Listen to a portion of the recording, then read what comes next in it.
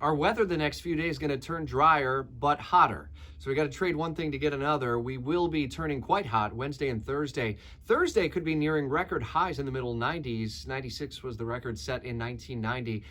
But at least it'll be mainly dry over Northeast Florida after several weeks of heavy downpours in spots. And the pattern then turns a little more autumn-like come Friday and into the weekend, final home weekend of the jumbo shrimp regular season. Mike Burrish is eyeing lower humidity as well. We're also eyeing the tropics. Short term, Fiona is a pretty significant storm for the parts of the Bahamas and then headed toward Bermuda, but staying well to our east. The screaming message out of Fiona is if you can, stay out of the water, because we will see swells at the beaches, 4 to 6, maybe 7-foot waves, but also a dangerous rip current risk as well through the middle and end of this week.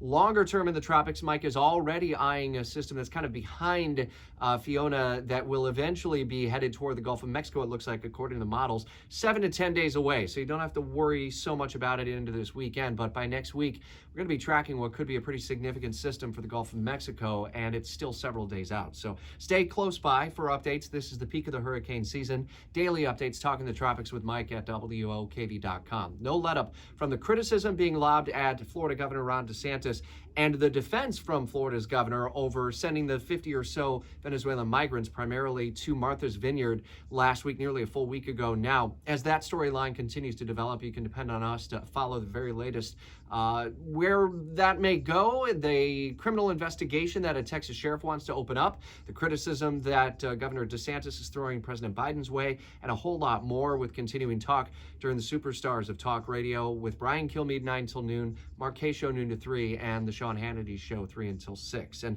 the other story that we're going to be following for the next several days will certainly be focused on what's happening at the United Nations, with a lot of focus on climate change and the war in Ukraine, Russia's war in Ukraine. As that story evolves through the next few days, stay with us for continuing coverage on air and in the 104.5 WOKV app.